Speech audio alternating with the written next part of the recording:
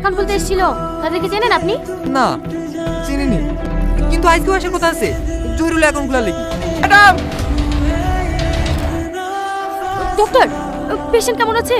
ভালো না, ওনার অবস্থা খুবই ক্রিটিক্যাল। একসঙ্গে অনেকগুলো ওষুধ খেয়ে ফেলেছে তো, তা আবার হাই ডোজের। শরীর আর নিতে পারছে না। আমরা আমাদের মতো চেষ্টা করছি। কাজ চলছে ঠিকই, কিন্তু খুবই দুর্বল। স্যারকে ফোন করেছিলাম, উনি আসছেন। এখন সবই উপরবেলার হাতে। আমি কি টনির সঙ্গে 1 মিনিটের জন্য দেখা করতে পারি? সরি ম্যাডাম, পেশেন্টের অবস্থা খুবই সিরিয়াস। এই মুহূর্তে আমরা কাউকে অ্যালাউ করতে পারবো না। ম্যাডাম হ্যাঁ বলো। এই দেখেন ম্যাম, এই অ্যাকাউন্ট থেকে স্ক্যাম করা হয়েছে। এই অ্যাকাউন্ট থেকে? হ্যাঁ ম্যাডাম, আমার টনের অ্যাকাউন্ট সিজ করে দেওয়ার পর থেকেই সমস্ত ট্রানজ্যাকশন এই অ্যাকাউন্টে হয়েছে। বাড়ি কোথায় এর? হ্যাঁ ম্যাডাম, রানীনগর।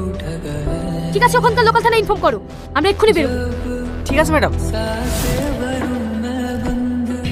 আসামি তুলেছেন? না ম্যাডাম, বাড়িতে গেছিলাম, বাড়িতে নেই। ওনার স্ত্রী বললেন এই মাঠে ছাগল চড়াতে এসছে। ছাগল চড়াতে? হ্যাঁ ম্যাডাম, আপনাদের ফোন পাওয়ার পরে গ্রামে এসে খোঁজ নিয়ে দেখলাম ওনার নামে কোনো ব্যাড রিপোর্ট নেই। যাকে জিজ্ঞেস করছি সেই বলছে উনি খুব ভালো মানুষ। ভালো মানুষ? কোটি কোটি টাকার স্ক্যাম করে ভালো মানুষের মুখোশ পরে বসে আছে। নাই, এ ভাই বলছে ওকে নাকি গঙ্গার ধারে ছাগল চড়াতে দেখেছে। তুমি ওকে চেনো? হ্যাঁ ম্যাডাম, চিনবো না কেন? আমাদের বাড়ির পাশেই তো বাড়ি। গাড়িতে ওঠো। কেন ম্যাডাম, আমি কি করবো? আরে ভয় নেই, তুমি ওকে চিনিয়ে দেবে। উঠে বসো।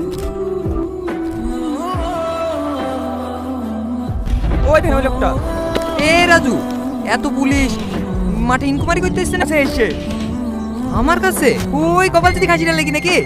সে তো 6 মাসে গেল ডায়েরি করা। পেয়েছেন গাড়িতে আসছে নাকি? আর তো বিশ্বাসই হচ্ছে না এই লোক এত টাকা স্ক্যাম করেছে। আপনি এই গ্রামে কতদিন ধরে আছেন? আবার এনআরসি চালু হচ্ছে নাকি? জন্ম থেকে আছে এই গ্রামে।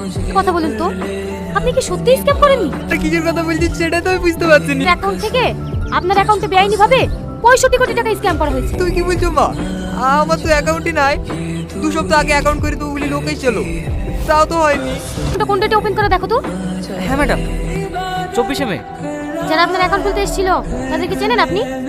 না চিনি, কিন্তু আজকেও আসার কথা আছে জহিরুল অ্যাকাউন্ট খোলার লেগে। আজ কি কটার সময় আসে? এই দুপুরে পর পরে আসে, এতক্ষণ মনে হয় চলে এসছে। গাড়িতে উঠে বসেন।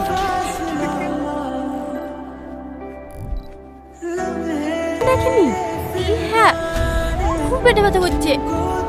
ড্রাইভার দাঁড়াও না, 5 মিনিট দাঁড়ান, আমি আসছি। পুলিশ কিছু হয়েছে নাকি? লোকাল এসেছিল কি তাই বল? হ্যাঁ এসেছিল তো, এই তো 5 মিনিট হলো বেরিয়ে গেল। চলে গেছে?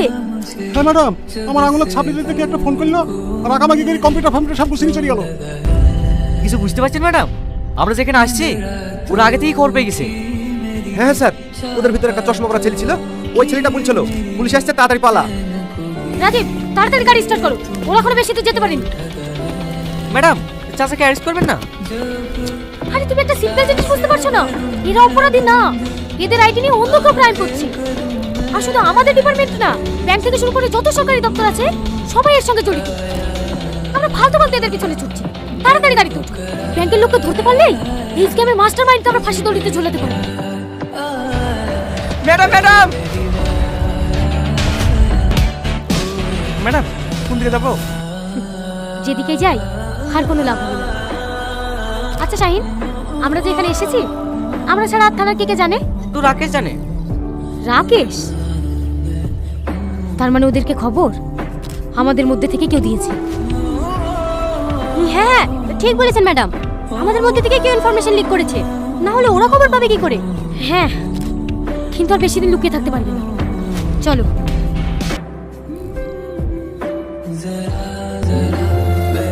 রাগ হয়েছে না আমার উপর?